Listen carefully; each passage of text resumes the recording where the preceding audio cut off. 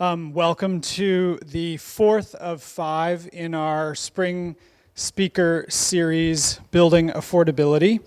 We're really thrilled to have you all here. My name is Britton Rogers. I'm Executive Director here at Yes Tomorrow. We have Amy Tomasso here with us tonight. We welcome donations to help support this series. Yes Tomorrow is a 501c3 nonprofit, and we couldn't be who we are and do what we do without the generosity of our donors. We would like to thank Sally Epstein for her generous underwriting support of the speaker series. To announce and welcome Amy, I would like to just tell you a little bit about her.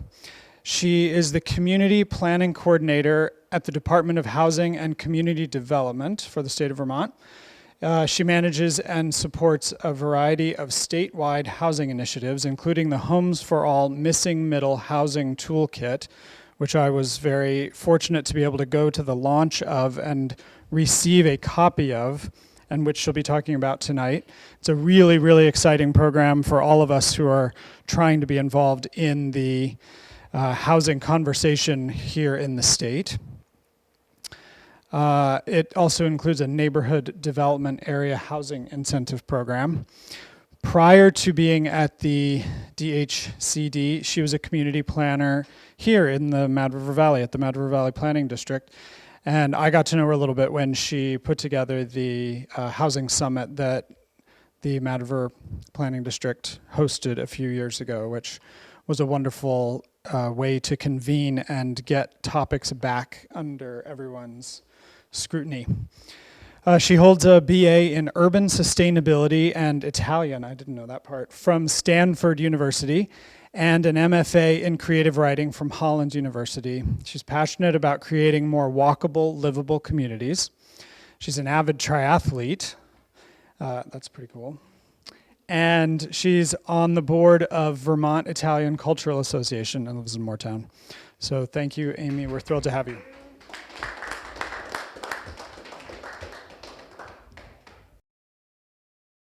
Well, thank you for your patience, and it's so good to be here tonight. As you learned, I'm Amy Tomasso, Community Planning and Project Manager at the state of Vermont.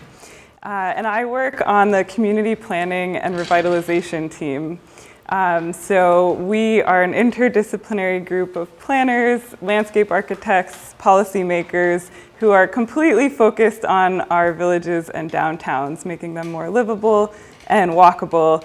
And does anyone know where my team and I are in the top photo, if you can see it? Kind of a trick question, no. St. John's Parade? No, although those were two great guesses. That is the interior of the Capitol Dome. So, yeah, which is not as nice and gold as the exterior. It has a lot of bird poop in it. But anyway, okay, I digress. So tonight, my talk will be in 2 parts. The first part will be a bit about how we got into this housing mess. I'll keep that part short. And then going into some of our top legislative priorities this year for housing at the state level. And then we'll transition to the Missing Middle Homes Toolkit, which I can also pass around at that time. So kind of go from high level to diving into a very specific solution. So, okay, I would like to frame the talk though with kind of 3 overarching points. So we're talking about a housing crisis and a housing shortage, but ultimately we're actually talking about people and homes and stories and livelihoods. And I think it's so important for me to remember that every day in this work. Recently, I had the fortune of meeting a very cool entrepreneur in northwest corner of Vermont, Gwen St. Saver, and she has a net zero stock plan company. So her company is called Bite the Frost, and it's based on this poem that I've put up here. It says, "The home is shelter, stable and warm, a place to gather in snow and storm, to relax and play in grass and moss, in cozy warmth that bites the frost." So again, just reframing why this matters. It is about homes. And then housing is an ecosystem. It's vast and complex. And tonight I'll be talking about a few components of that and a few solutions. But, we could get into labor and material costs and all kinds of things. This is just one part of that ecosystem. Yes, tomorrow will play a role with the model housing village. Everything matters and counts, and this is just one piece of the pie. And then finally, this is a housing affordability crisis, as we know, but it's also just an accessibility. There just aren't enough homes, kind of full stop. So they're overlapping issues, and I'll be getting into kind of all of these tonight. So before we get into the data, which can be a little depressing, I wanted to tell a corny housing joke. Well, we all know NIMBYs. Do you know NIMBYs, what that means? Not in my backyards. Okay, well, this is Vermont. Vermont went beyond NIMBYs in the past 40 years or so to bananas. Anyone know bananas? Build absolutely nothing anywhere near anything. I'm glad I got a laugh out of that tonight, but it's true. And so I will share a little bit of data now that is a bit more sobering than that. So, this is a problem we can all agree on here in Vermont. 31% of all households are cost burdened, and cost burdened households are those that are paying more than 30% of monthly income in housing expenses. That could include rent, mortgage, utilities, insurance, etc. In the renter population, that number jumps to 50% are cost burdened. In homeowners, it's about a quarter, 24%. And in the total, 14% spend half or more of their income on housing. Vermont has a really low housing growth rate. So in the past 20 years, it's been less than 1%. But if you go in the past 10 years, it's functionally zero. I mean, we're looking at 0.18% in the past 5 years alone, like basically zero. And when we measure housing growth rate also through issuance of building permits, and so as you can see on the right, Vermont is the green line, and yes, things have come back a little bit since the pandemic, but Washington County, which is the gray line where we are, is less than 500 building permits issued a year, and that number is staying quite steady, not rising since even the pandemic. Vermont has lower than healthy rental vacancy rates. So a healthy rental vacancy rate is considered between 4 to 6%. Here, I've circled Vermont in 2022 has a 3.2% vacancy rate, and Washington County is basically the same. An average day on Zillow in Waitsfield shows 1 apartment for rent. And we know things come up on Front Porch Forum or just kind of through back channels, but I mean, that's also basically nothing. We also are faced with a housing and demographic mismatch of a few different scales. So the first mismatch is that we have an extreme majority of single-family homes. Almost 70% of our housing stock is single-family detached homes. At the same time, the majority of our households are 1- and 2-person households. So we have, to kind of visualize this, really big, well, they're not all huge, but this one in Barrie happens to be rather large, single-family home with changing household makeup. Doesn't really add up. At the same time, Vermont is getting older, while its housing stock is also extremely old. So the 65 to 74 age bracket is the fastest growing age bracket in Vermont. Meanwhile, more than a quarter of our homes were built before 1940. So this is creating what we call a real estate gridlock, where older Vermonters can't downsize. There just simply aren't homes for them to move into, but that really freezes up this part of the housing stock that younger families or larger households could move into. And couple that with these older homes that are often hard to take care of, we add to the problem. I'm not going to go on and on and on, but just kind of put a finer point on all of these compounding issues. Vermont also has the largest lot sizes in the country. our average lot size is around 1.8 acre or 70,000 square feet. Like that's really, really huge. And large lot sizes have environmental impacts that can, increase sprawl and car dependency, economic, like they just are more expensive and can create neighborhoods that are less welcome to a diverse range of people. So how much housing do we actually need after all of these kind of data points? Around 40,000 homes by 2030. That's an estimate from Vermont Housing Finance Agency, or VHFA. I'll probably refer to them a few more times tonight, a close partner of ours. And they've calculated exactly where that number is coming from, but it's going to take at least around 15,000 homes to just normalize our housing need and house the unhoused right now. So, we've got our work cut out for us. But that's where I'll stop with some of the negative statistics, just to ground us in exactly what we're talking about and what the need is. But ultimately, this is about creating more vibrant places. We know we need them. We love to live in these kind of communities. And these types of vibrant places need support, they need funding, they need policy change, and that's kind of where I'll head next. So how do we make vibrant places happen here in Vermont? This photo is from the MRV Housing Summit of 2022 that Britton referenced. It was amazing. Was anyone else there? Yeah. It was a great convening, kind of the first big community gathering after the pandemic, and it really helped catalyze a lot of conversations that are happening in the Valley now.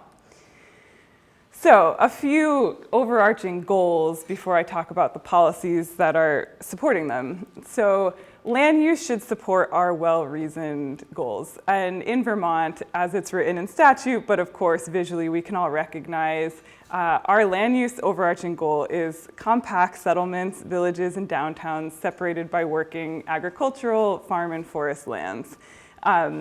If we kind of put it in this scale of more urban on the left to more rural on the right, our villages are probably like the middle three to the right quadrants. And then additionally, our local code should support a variety of housing types. So right now, they mostly support these single detached, single-family homes, but healthy neighborhoods are comprised of duplexes, triplexes, the home types that are affordable at different price points and also visually kind of create this organic fabric. I'll be talking about missing middle housing a bit later in the presentation too, but just to visualize what missing middle housing looks like, it's a house scale that's between, it's larger, it's not a single family home and it's not this mid-rise apartment building, it's what's in the middle. The duplex, the cottage cluster. I just love this because it shows really well why it's called the middle. Not to be confused with middle income housing, they can often overlap, but this is really a scale of housing type that local codes could support a lot more in our communities. And then regulatory processes should be a lot more simple and clear. You're not supposed to be following this one, because I can't follow it either. This is your typical Act 250 flow chart of, do you need an Act 250 permit in Vermont? That's one of our permitting processes. I don't know, based on this, like if I had a given project in mind. So how can this all be simplified to get things built more quickly? So putting this into practice, I'm going to first recap some landmark legislation from last year and then go into what's on the docket in the State House this year. So last year, Vermont passed the Home Act, Act 47, which was really revolutionary in a few ways. So basically, it kind of paves the way and streamlines a lot of housing processes. It reduces parking minimums because this is a big hindrance in a lot of developments to have excessive number of parking spaces per housing unit. The Home Act also allowed for multiple housing types, so duplexes are now allowed anywhere in any residential zoning district in the state. And small multi-unit dwellings, so 4 units or less, are allowed in areas served by water and sewer, so that's huge. The Home Act also increased what we call gentle density of allowing 5 dwelling units an acre in areas served by water and sewer. And on the next slide, I'll show exactly what that looks like. And then the Home Act also, it had a lot of other things and a lot of funding was encapsulated, but these are kind of the main things that streamline approvals process, because as we sometimes joke, we have a lot of these wry jokes in my department because they're almost funny, but they're not. We say like the best way to kill a project in Vermont is have a meeting about it, and someone will show up and it will probably get voted down. But anyway, we're making it easier to develop. All right, so when I say 5 dwelling units an acre and like this density question comes up a lot, people can be rightly worried that, Vermont's going to turn into name your least favorite state that someone might have moved from, and we don't want to become that. Well, these visualizations, this is a bit light, but just show that that's not necessarily true. So this one's from an amazing group in Connecticut called Desegregate Connecticut. They're working on like a post-sprawl policy initiatives around the state, but they show in 3 different visualizations what 8 dwelling units an acre look like. So 4 duplexes, 8 single-family homes, or an 8-home apartment building. And you can see in each case there's room for trees, there's some room for parking, there's even a playground here. And then here in Vermont, in Swanton, which is way up on the border, we show a block, and then kind of in the plan view, and then above, that 5 dwelling units an acre look like that. It basically looks like a normal neighborhood. So that's a pretty normal number, I would say, that we're trying to achieve here with our increased density. All right, so yes, that's a great question. I don't have the exact percentage, but a lot of our smaller villages and downtown, smaller villages don't have sewer. Does Swanton have it? I don't know the answer to that. That street makes me think they do, but I can't say for sure. We can check the planning atlas later. Yeah, the Vermont planning atlas up, it's open source to everyone. You can map out what has water and sewer. I'd be happy to do that after, because now I'm curious myself. But okay, so 2024, what are the top kind of housing policy things coming up in the State House?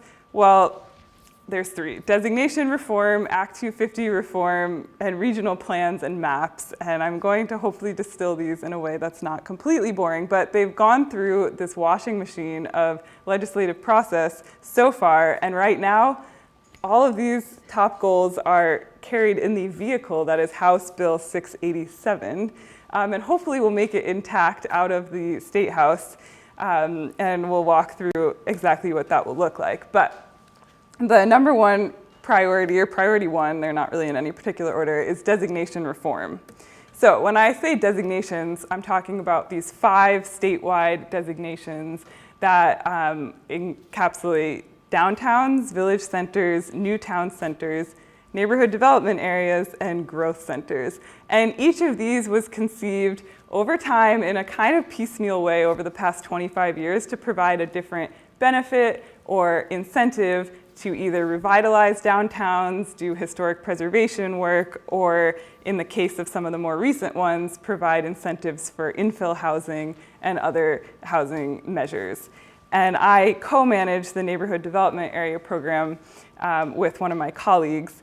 And so it's widely recognized that it was high time for these designation programs to have a refresh, a re-evaluation, because I can tell you it is a painful process, and it's time consuming to go back and forth between the state team and municipalities and do the process of boundary making of what these designations look like. So there's 3 cores: the villages, downtowns, and new towns. Those are civic and commercial cores, and 2 add-on designations. This is Waitsfield, the town where we are right now. And so the orange is the village center of Waitsfield, and the blue is a brand new neighborhood development area designation that was just added in March. But essentially what's happened over time is that these designation programs have assumed sort of a regulatory relief role because Act 250 has just gotten kind of complicated at the state level. So we've done this sort of disaggregated Act 250 relief through these programs. And all that to say, it's gotten really messy. So in 2022, the legislature appropriated funding to my department to completely reevaluate these programs. So last summer and fall, we spent that time meeting with, I think over 120 communities. We had tons of focus groups. We did surveys. We basically went around the state and talked to everyone we could of how is this working. And people don't even always know, like, you live in a village center. What's your relationship to your designated village center?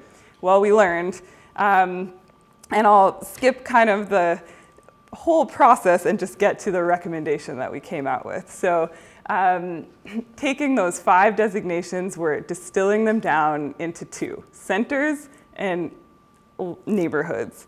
And this is kind of more of a visual representation of that. Like, centers are the commercial core, and then neighborhoods are the area surrounding that. So centers are kind of anything from a small village to a larger city or downtown. And you might think, well, like, Arlington's not that similar to Burlington, but now this simplifies things because there's one center designation and there's a few on-ramps for even the smallest of villages, who can then, apply in and access the bottom level of benefits. So Waitsfield would kind of be sort of in the middle of this range and would now automatically not have to go through this whole process of applying to be a center, but automatically be designated a center and have access to benefits, a lot of which have to do with housing. And then the neighborhood, kind of the egg yolk around, or egg white, is mostly focused on housing growth and infill growth around compact centers. So this would be kind of an automatic, again, designation, and would provide affordable housing funding, infrastructure funding, things like this, and just make it a lot more simple. Those have to be related to cores? Yeah. Centers? They do. For the most part, that is probably something that will be hashed out more in the legislature. But generally we don't want floating neighborhoods too far out of centers, just kind of creating this leapfrog, sprawling pattern.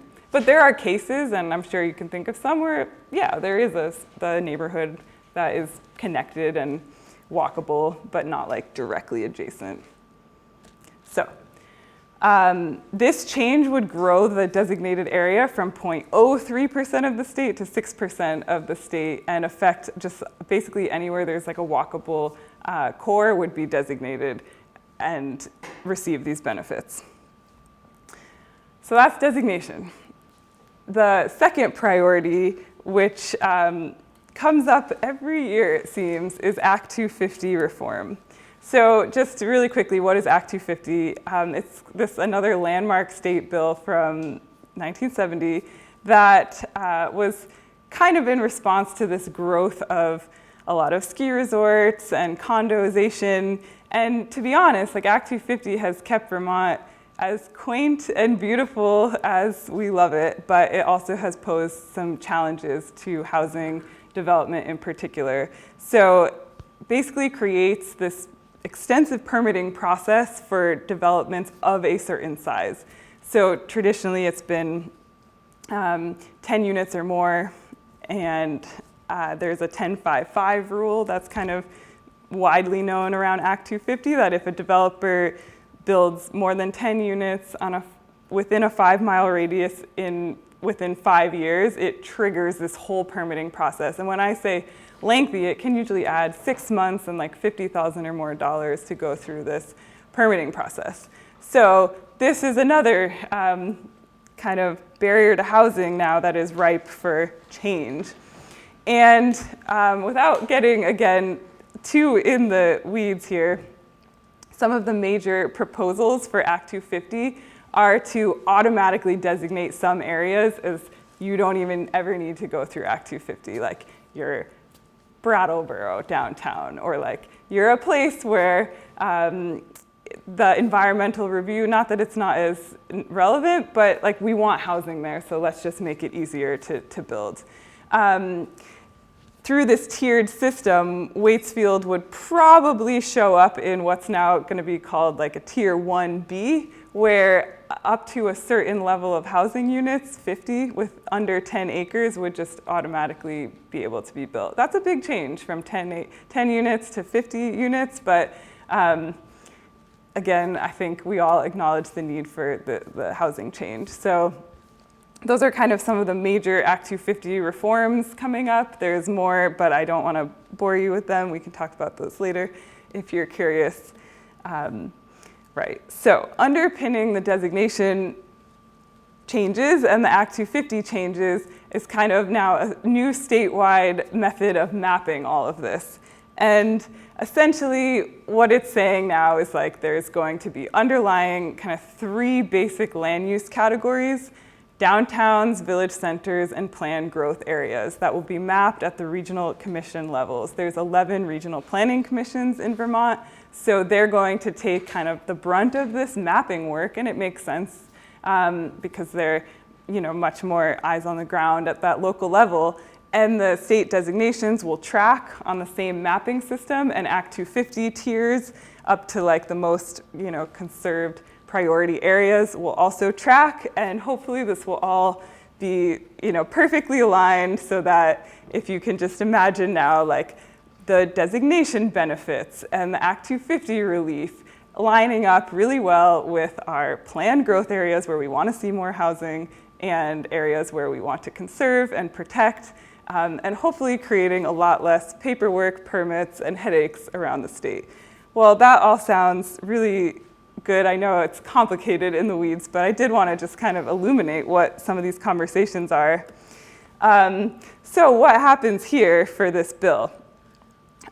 This is likely to change, but tonight, as of tonight, it will be making its way to the Senate floor. It will go through a series of amendments. A different version will probably pass.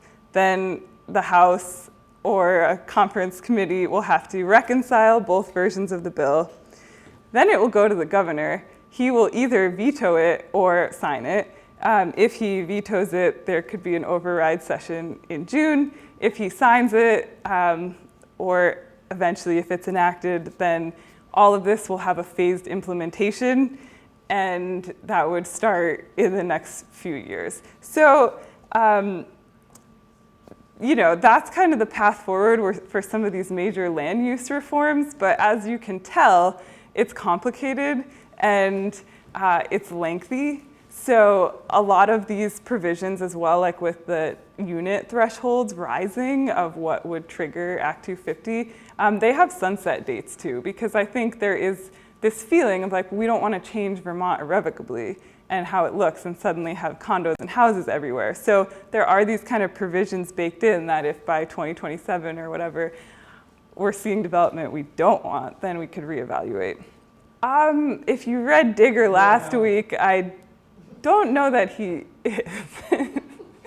So yeah, Act 250 is a hot topic. It has a lot of contention. Yeah, there's some who don't think this goes far enough to clearing the way for more housing, and then there's some who thinks it goes too far and is destructive potentially of our ecological resources. So good coverage in Vermont Public and Vermont Digger if you want to learn more. I probably don't want to be saying what my ultimate superiors are. Your job. But yeah, happy to share links and resources. So I went back in the archives with the help of the now community planner, Sam, at the planning district here in the Mad River Valley, and you probably remember these, dredged up the 2001 master plans from Irisville, which are really cool, I think. But kind of just to bring this home to Waitsfield of like, what would all these high level policies look like and work here? So Waitsfield's been doing an amazing job over the past, honestly, decades to get to a place of being more development ready. some of these changes include getting that neighborhood development area, getting a bylaw modernization grant to update the zoning bylaws and make them more friendly to housing. We've had the Housing Summit, but many convenings over the past few years. There's a wastewater planning project, which would be pretty instrumental in honestly making this kind of infill growth happen, but and there is that bond vote in June 11th, so. Right, and then if these higher Act 250 thresholds were implemented, that would kind of create the perfect opportunity, I would say, to build, more housing such as this. And these are just two representations of Irisville, like kind of where Shaw's is, and I know there's some wetlands in there too, but you can just imagine like a more walkable, dense community, and I'd like to live there, but we can discuss how people feel about those plans in particular, but kind of this is what, again, like that pathway would look like to more housing following some of these state policies.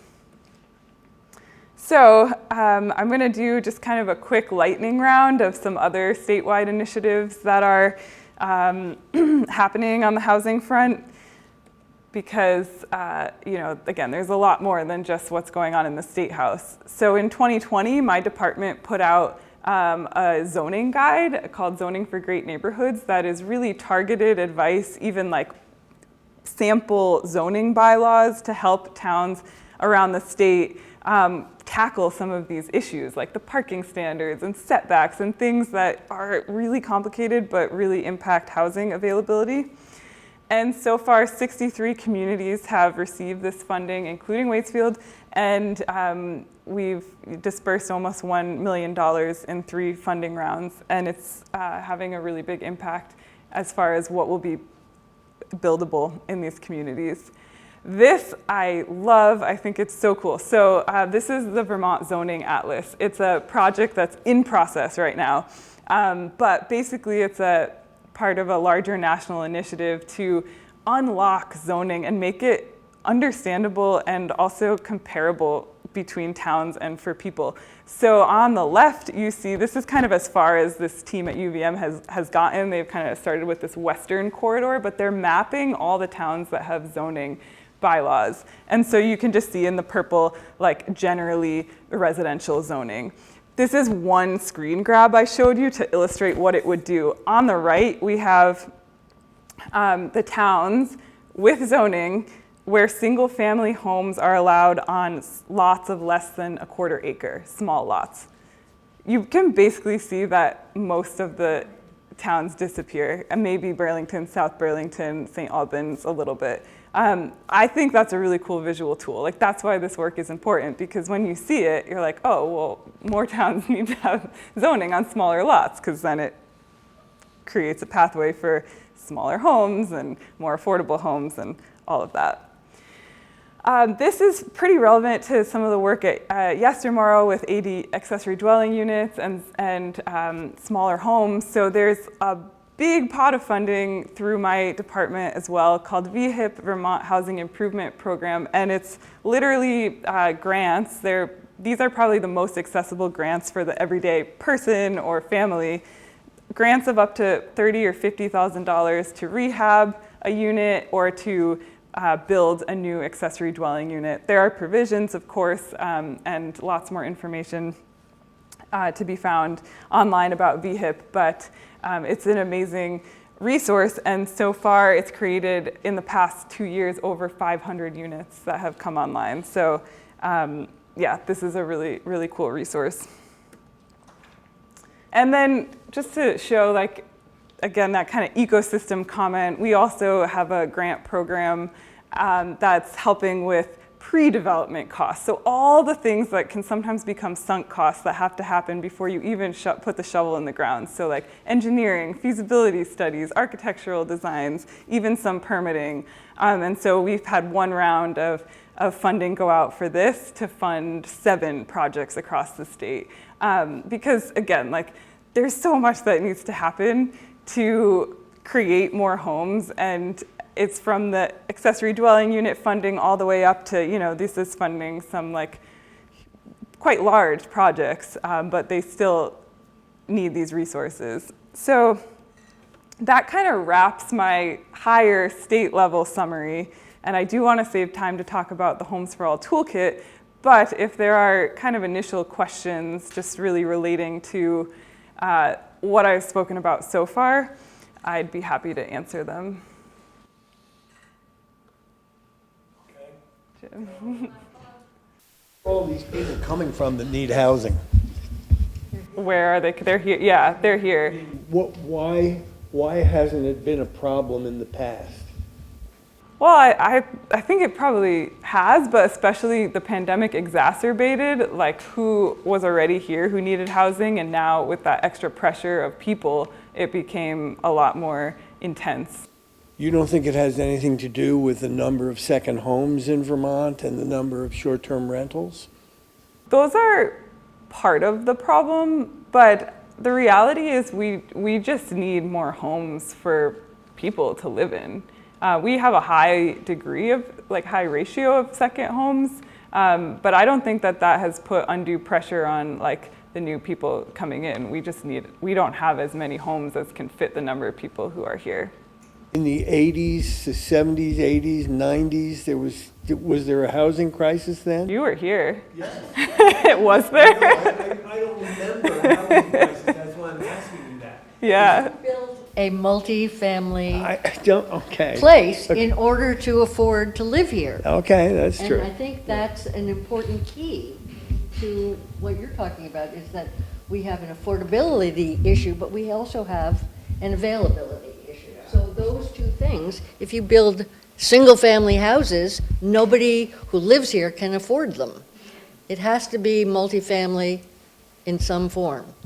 And part of the crisis now is that in the 70s, which is how many years ago is that? 50 years ago, you didn't have to have wastewater. I mean, you had to have wastewater capability, but you didn't have to have a public wastewater and a public water system. So there was more flexibility, and these villages had 10 times the amount of people living in them, because there was a front house, a back house, and a barn, and people were freezing cold living in all parts of them. Sorry. That's a kind of perfect preface to the second part, so we'll get back to that. Yeah, it would seem to me that to lose the character of the state would be a big no-no. But to increase the housing availability, especially affordable housing, I think you're going to have to somehow legislate cluster-type housing, where you could have a sewage treatment and fire protection. And I don't see this happening. Occasionally it happens, but I think cluster housing would be a big solution, because you still have to have fire protection and you still have to have wastewater treatment. And that can be expensive. Now, Montpelier has done this in a way. They have mandated to have fire sprinklers in all the homes, all new homes. And that's fine, because you don't have to have a bigger fire department. And here we have a volunteer fire departments. And as we can see, not too long ago, and all the time, by the time the fire department gets there, all you can save is the foundations. Nothing wrong with our fire departments, but that's because there's no water available. So you have to have water available, you have to have sprinklers in the homes, and the only way to do that, I think, is in cluster housing. And the other thing I think you have to consider in this whole scenario is you don't want to lose the character of the state. I counted the number of barns from here, from Waitsfield or Warren to Montpelier, and there were at least 100 barn structures. And a lot of those barns are starting to disintegrate because you can't afford to do that. And I think you have to have some kind of tax structure that lets people take care of their barns, because you have to do it. And we're losing more and more barns, even though there are still a lot of them. That's what the state is all about, the agricultural nature to the state. And if you have cluster housing, you don't have this, you have something that people can afford, number one, which they can't now, and you can have the fire protection, and you have sewage treatment and water. And that has to be a part of your thinking as far as making this thing, because it has to work. Yeah, I think we have one more question, and then I do want to keep on. Oh, I can keep going for a long time. Did you have a question? Oh, Yep. you're up. I wonder if part of the problem isn't all of the homeowner associations that have rules over the land and the owners of the people in the association that are so restrictive that they can't have, for instance, two accessory dwellings. Yeah. Or So that's like even an one, extra level so- of restrictions on top of zoning. Yeah, these are all great points. Do we have time for one more? Just real quick, in terms of availability, I'm wondering if there's any incentive from the state level to encourage people to sell the land that they currently own, because I think a lot of what's keeping people stuck is the interest rates. And if they were to sell what they have, they're, digging a new grave. And I think if these large plots were able to be subdivided in a way that was affordable for the owner, that would make it more, it would be more encouraged. So I'm just curious if there's any. Yeah, no, not that I know of, actually, on that point, but it's a good point. Yeah, you would all make great legislators. These totally tracks with how, my team is thinking too. Well, I'm going to move on to the second part in the interest of time, and also because this is the thing I'm personally super passionate about and have been working on this project for a bit over a year. So we're going to transition to the Homes for All Toolkit, and these will be available to kind of look through, and I'll leave some at Yes Tomorrow after. But without further ado, I just want to say that this is a group effort, and these are some members of my amazing team, and this project was also supported with funding from AARP Vermont, because they focus a lot on livability and aging in place efforts. So shout out to all of those people. And then, as you can imagine, a really cool design and innovation project like this attracted a lot of attention from consultants when we put out our request for proposal.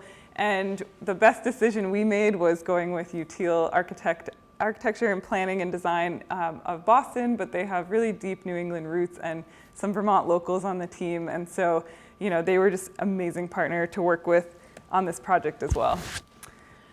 So as I mentioned, we worked on this toolkit for over a year, but really dug deep as far as our engagement went, and also with our technical advisory committee and steering committee that comprised code experts, real estate agents, architects, landscape architects, developers, investors, funders. The list goes on, because we wanted to create something that was very practical, actionable, and was tested by the experts around the state who do this full time.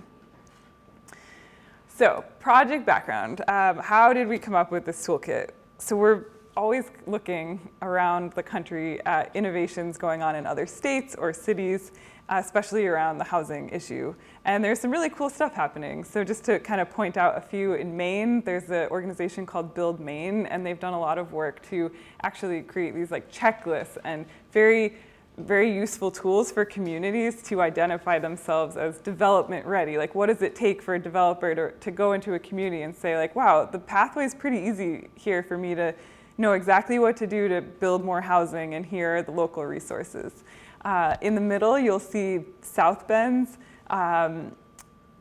pre-approved house plans set. So they've created a set of, I think like 20 or so house plans that if you build that within the city limits of South Bend, the permitting process is expedited, and they even provide, we talked to them 2 weeks ago, they told us up to $20,000 in like tap fees, so water and wastewater connections, so incentives, and also they're designed to really fit in with the existing South Bend neighborhoods. So great work there. And then there's a nonprofit called the Incremental Development Alliance that is training smaller scale developers to build homes in their communities, and doing a lot of really innovative work there on the curricular side. So kind of taking all of these ideas together, at the state, we thought, well, we could step up too and provide more resources for smaller scale developers.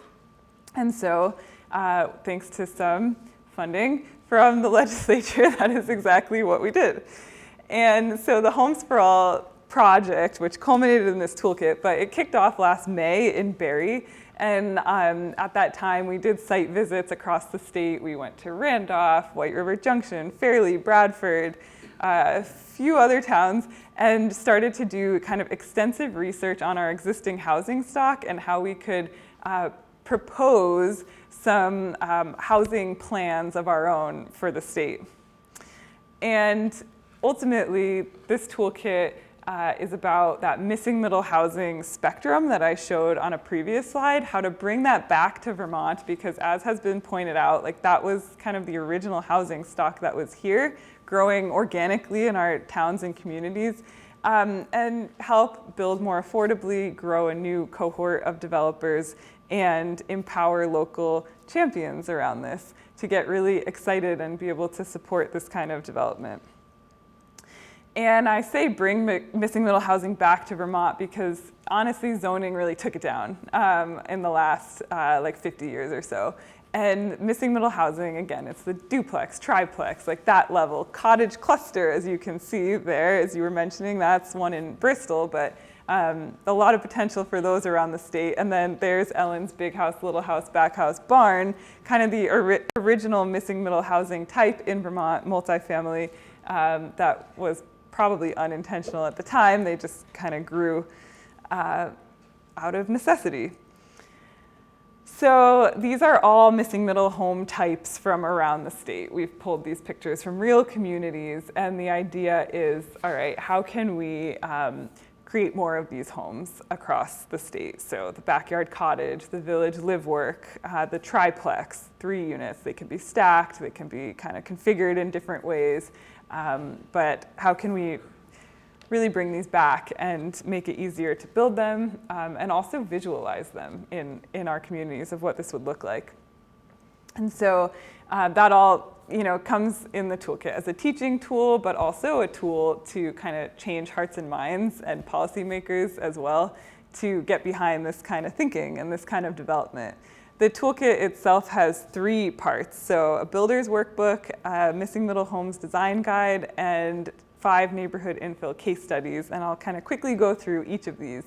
And so these are all screen grabs from the digital version of the toolkit, but you can obviously read the whole thing in person or online. But the first part, kind of the biggest chunk of the toolkit, which by the way is 220 pages. It is more like a Bible of missing middle housing. But the Builders Workbook is this start to finish guide for emerging or aspiring developers. People, our audience, and this is who we've talked with a lot about this, is someone who maybe has a side lot or a little bit of contracting experience, and like they want to build that first home or convert their above garage unit or build a duplex or something, but they just don't know where to get started. Well, this is how to get started. This is the 8-chapter start to finish, from building your team to permitting to financing to building, and then actually once you've built the house to managing it, and abiding by fair housing standards and all of those really important things too. The second part of the toolkit is a missing middle homes design guide, where we've actually taken the examples I showed and our research on Vermont precedents and made 4 of our own original missing middle home types that would fit kind of really well, we think, around our villages and downtowns. So those are an age in place, a narrow lot village, and a side-by-side. And I'll show those models. You can see them there, but I'll show them a bit more closely too. And then we tested those 4 home types in 5 villages around, and downtowns around the state to see how do they actually fit in a real place, and what does the community think about it? And do they like it? Would they want this there? So that was a really important part of our engagement process. And all this kicked off at the Missing Middle Homes Summit on March 14th, which some of you were there. It was incredible. Over 200 people came. I have never seen so many people show up at a housing event, unless, of course, as I said, it was to kill a project. But in this case, it was not to do that. And so it was a lot of people were there too. Yeah, it was a big success for pizza. And it was also the world premiere of the Vermont zoning board game, which, you know, we can play that later. But anyway, so a lot of people ask, what scale are we talking about? I've kind of talked that visual side, but we're talking about 1 to 4 units. At 4 units, the code thresholds change, the financing also changed, a lot changes, because it's a little harder to build. So the toolkit really focuses on 1 to 4 units and 1 to 2 bedrooms, because that's just what is needed and what the market is kind of demanding right now in Vermont. And so the toolkit's also really agnostic to if these are owner or renter units. It doesn't matter. We're just trying to build more housing here. So I love this. It kind of shows, ultimately, we chose 4 real houses and then the big house, little house, back house, barn type, and developed these prototypes based on them. And these are what we're proposing as our missing middle home types. And you'll notice, like, we are basing these types on common constraints and conditions that we find around the state. So like the narrow lot, we have a lot of these narrow lots that maybe a house burned down, or there's just this kind of awkward, I mean, it's not always awkward, but this smaller amount of space to build on. So like the narrow lot is very deliberate that it will fit in these infill spots. Aging place, like we know the backyard ADU, or cottage is really needed around the state. And so this just shows kind of our further refinement and thinking around these home types. In the toolkit, each home type then has a floor plan. So this one's the side-by-side. It's a 3-unit, and it shows kind of the interior layouts. But then I just want to point out each of the home types also has either an accessible unit or an age-in-place. So, you know, this shows the turn radii for wheelchairs or other features that are necessary, because that was really critical in making units that work for home sprawl. And then, as I said, we took this concept to the road in last October to 5 communities that applied in. So we put out a call for communities last year to be part of this work. We received so many amazing applications around the state. And ultimately selected these 5, tried to do a range of demographics, of location. We had 5 different regions represented. And if you'll look at the map, that was also kind of a drivable distance within 3 days, because we spent half a day in each of these communities. We did a walking tour, a big community conversation around this, and then actually looked at potential infill parcels. These are some photos from those site visits. So many people came out. Again, it's like the tides seem to really have turned around the housing conversation, and we're seeing that around the state. Most people came out in support of the project. The only criticisms we heard were like, why aren't your designs more modern?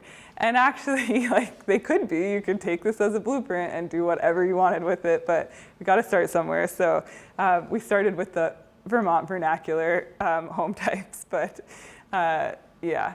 So we also did kind of these live action test fits of what could fit on any given site by measuring out with cones and walking, and just to really help the community visualize, like, yeah, what would it be like to have a house on your side lot, and generated a lot of good conversation. And based on those site visits, this is kind of how we refined our dimensions of these homes. Because like I said, well, one of the biggest development constraints is just how much space you have available. So that's how the narrow lot is like 20 feet wide. And so then how this turned out for our infill community, this is just the Rutland City infill site. So we had a vacant corner lot. It was very flat. The goals of this property owner, because we did, of course, work with the property owners. We did not just seize their property for the purposes of the toolkit. They were interested in rental housing here. So it wasn't like for them to live in, but they were really interested in providing more housing for the neighborhood and really maximizing kind of that front space and putting parking and driveway in the rear of the lot. So that's, once we thought through all this, we proposed this side-by-side plus one. So it's a 3-unit structure. There's that one accessible unit in the back and then 2 units in the front. The dimensions fit really well with the neighborhood. The porch kind of fit with the patterns of the other houses, and the pitch roof aligns as well, because of course, like, the underlying goal of these are to be very context sensitive and to not be this jarring, strange house type plunk in the middle of a neighborhood. That's not really helping the cause. So this is what it looks like in the visualization. So you take this empty lot in Rutland City and you put a missing middle home type there, and it wouldn't be orange, of course, but I think that it fits pretty well, and has some expandability options. And then in the site plan, you can see in the upper right corner, the building is in white, and then the parking and drive aisle. Okay, my team's always telling me to just call it a driveway, so driveway is in the back. So this is the result of those community site visits, and in taking the toolkit kind of around now to many different communities, like, eyes widen and they're like, yes, I could see this on this lot, and it's really generating the kind of conversation we've hoped, and also further conversations about how zoning bylaws could be updated more, how other things need to change at that local level to make this kind of housing possible. So that was exactly what we hoped for with this. So we're in the first phase of the project right now. That was the toolkit. And just to kind of show where it's all headed, we have a probably asynchronous training cohort launching in the fall. So what that will mean is like a suite of resources for aspiring developers to follow along with, like, bringing the toolkit to life. It will be workshops and modules and coaching and technical assistance, and work through an actual development proposal over the course of a couple months, and then matching them with seed funding to then actually go build that. So that's a really cool thing that will be coming later this year from the project. And then also, as South Bend did and some other cities, Kalamazoo, Michigan, we're going to take that to the state level and hopefully be the first state to have a full plan set of Vermont missing middle homes. So kind of take our 4 types and make 20, and work with 5 pilot communities to go that extra mile and, like, pre-permit them or clear the way at that local level, so that if anyone in Waitsfield, let's say, wanted to build the number 4 housing type, there would be a very easy, simple process to get that done. So this is kind of where we are now, but Homes for All movement is really just beginning. And so we have, big plans to make it a reality and actually get homes built from this. So to close, the best way to get involved with Homes for All is to, well, read the toolkit, share the toolkit. We also have pro formas, so financial feasibility models that you can download from our site. They're dynamic Excel spreadsheets to work through potential projects if you're interested in development. And then stay tuned for our upcoming cohort and potentially to be one of our pilot communities that tests the missing middle home types probably early next year. So with all that, yeah, thank you for your time and interest and passion and support of this work. It's really cool to be at the forefront. Like Vermont's really making some very cool changes that I think are going to be inspiring for other states, but also make a difference here because, the missing middle homes, it really adds up. One unit here, one unit there, in the backyard, over the garage, and you see that over the state will be, I think, like a really groundswell of housing change. With that, I'm happy to take other questions either about the state policy or the missing middle home toolkit itself. Online, going back a little bit to the first part of your presentation, they asked, I recall VHFA identifying DRBs, design review boards, development review boards, as more problematic for housing production than Act 250. That is consistent with my experience. The rise of DRBs seems to be contemporaneous with the concern about housing. What is being done about banana DRBs? Okay, so a DRB is a development review board. It's a little different than a planning commission, and so they're kind of like a quasi-judiciary groups that review certain developments that may not conform exactly with planning, zoning code. So as I mentioned in some of the housing legislation, that there are parts of the legislation that minimize what can be contested, appealed, and kind of state outright, like if it's a home that is, let's just say, like the 4 units or less in areas with water and sewer, or the duplex in residential areas, like those have to pass through more efficiently with less contention. I don't know some of the other details around that and if what VHFA said, but there's definitely efforts to streamline those processes. Yeah, the DRB has to do has to interpret the land use development regulations. If the land use development regulations say 5 units are permitted, they can't contest that. They have to allow it. That's true. What's the ownership situation in all these? Of the homes. Say somebody decides to build one of these units. Yeah. How is it owned?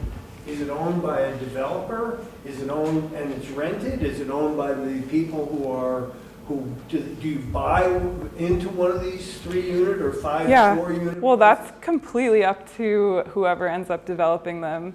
So, they could develop it and retain ownership and rent or sell. As I mentioned, we're not prescribing any one method because people will end up developing in a lot of different ways.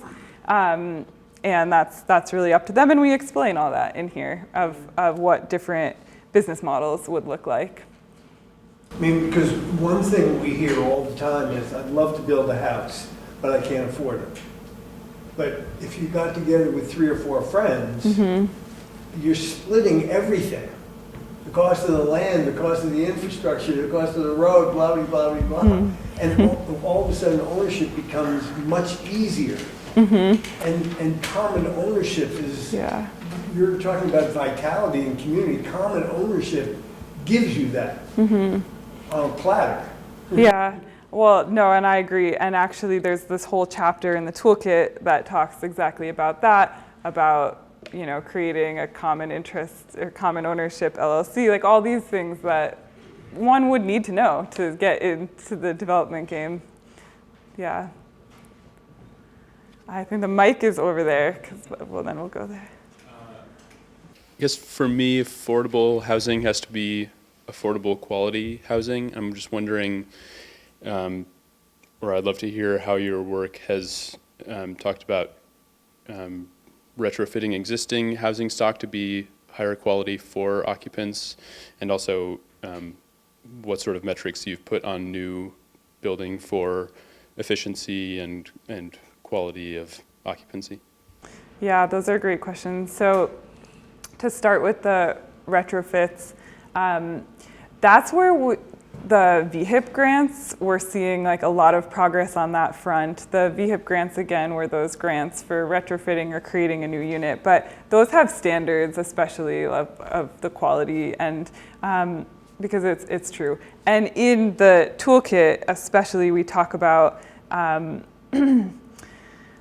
actually go way in depth into, you know, fair housing standards and what rental standards and to get into being a landlord, the expectations, and of course, like that's not just kind of a flippant thing, like, oh, now you have a house, but there's some real standards to abide by. And as for the homes we propose here, and I'm just talking about the toolkit, but this is kind of our dialogue in general, but within the toolkit, we're kind of going above and beyond for sustainability, incorporating affordability by design. You know, they don't have basements, for one. We're taking like flood resilience into account, you know, heat pumps, the size of the mechanical closets, the width of the walls, just all of this at a base level, because it needs to be baked into the conversation before, not after, or once the flood has happened. So that's kind of a base level, and there's lots more to go into around that, but I agree. You had a question? On the models you had, there were 4 new prototypes plus the big house, little house, or the telescoping or whatever. Are those included, the telescoping, which is an interesting term, are they included to encourage people with homes like that to participate in creating housing, or why are those on that map? That's a great question, kind of the fundamental purpose of it.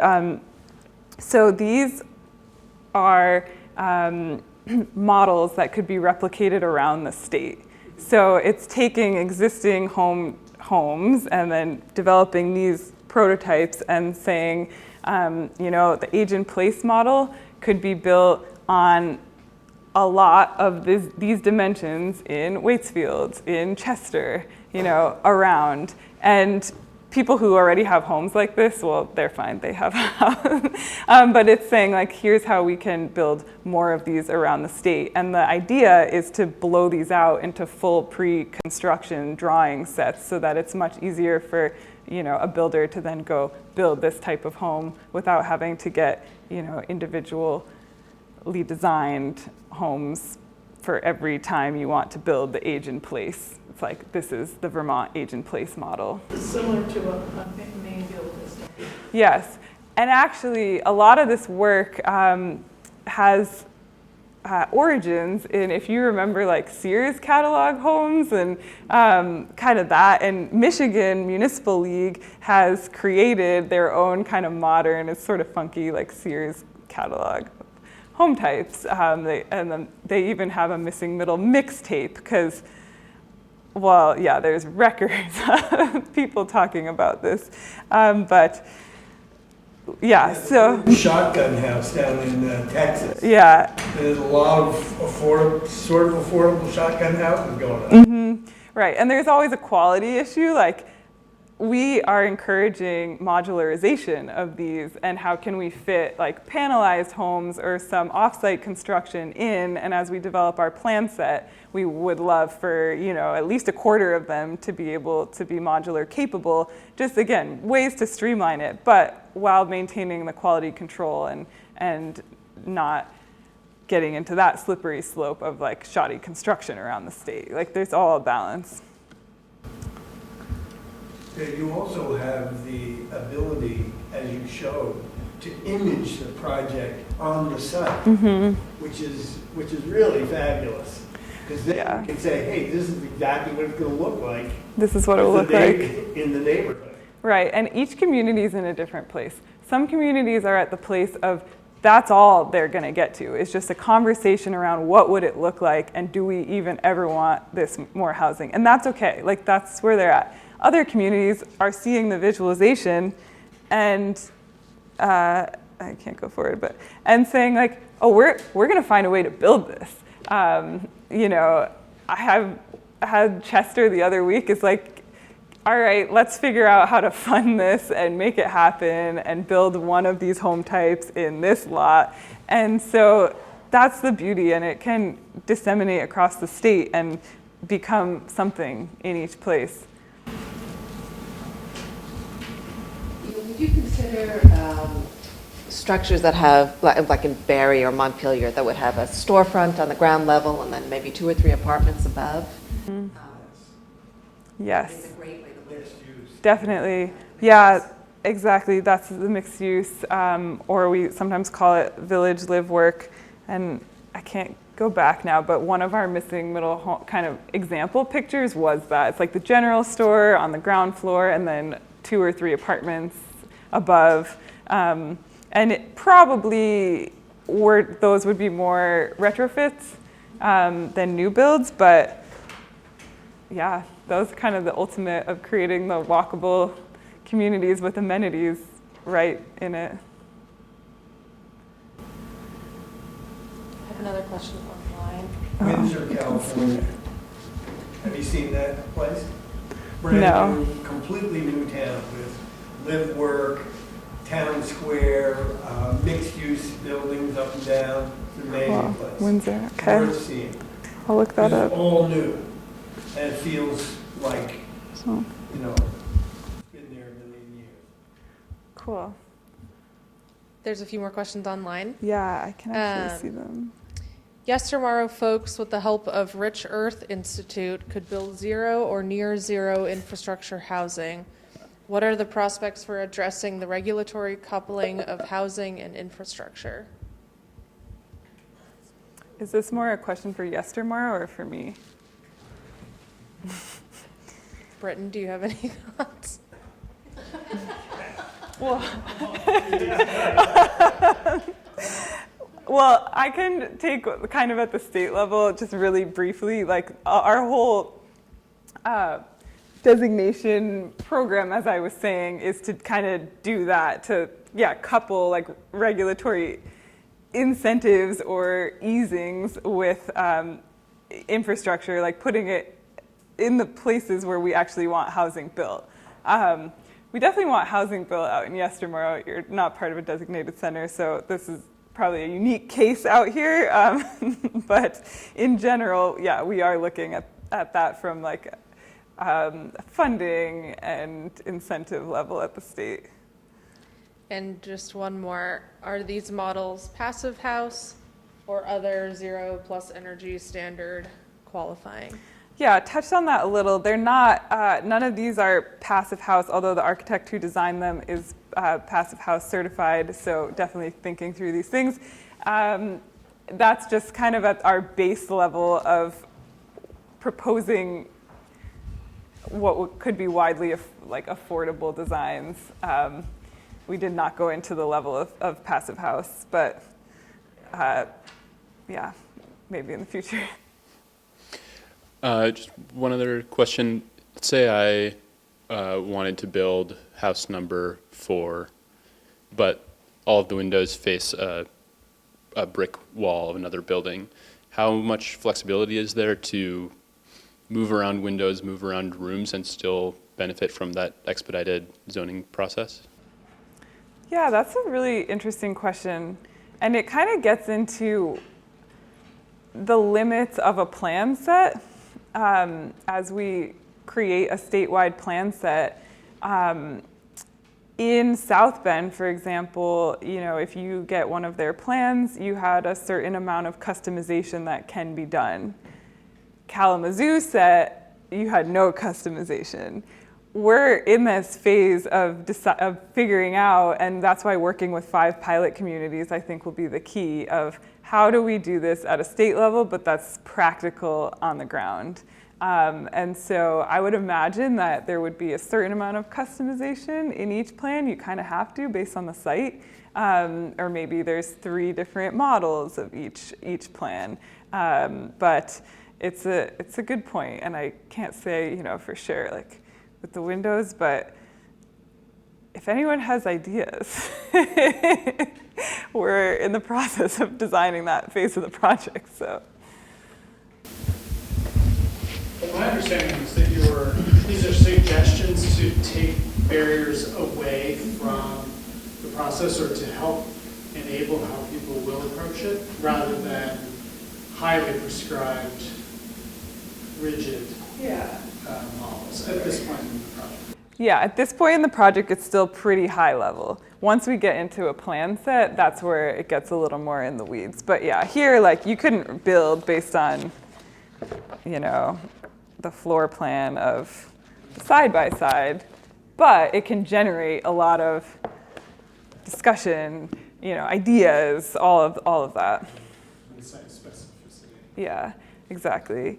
Like in the board game that we play. The board game. If you want to read the toolkit, download the toolkit, share the toolkit, if you Google Homes for All, Vermont, or I'll send the PDF of these slides. I'm sure you guys can post them, but we'll have the link. Also, if you have other questions, you can email me at any time, amy.tomasso@vermont.gov, and I could talk about Homes for all day. So I interrupted one. There was one last. We have one more question. We got time for one more. You had mentioned that there's accommodations in terms of things like density and setback. Is there ever going to be an option to make accommodations or like within reason for environmental factors like isolated wetlands or slope or something like that? I really think that would be a great way to deal with some of the density issues as well. yeah, are you talking about at more of the policy, the statewide level? Yeah, as far as building on a recognized wetland or setbacks from specific slope designations. So setbacks from roads are really important, and the density issue is really important, but also I think it'd be great to start thinking about it in terms of how we interact with the site itself, because there are sites out there that are unbuildable but could be built on. Yeah, that's a really good point. That is for the committee rooms of the Natural Resources Committee in the House. No, I totally agree. I think Irisville immediately comes to mind, of course, but yeah, not something I can solve myself. Thank you all for your questions, and I'll have these toolkits up here, and you can pass them around, and then they can live at Yes Tomorrow for the good of the valley. But really appreciate your time. Thank you, Amy.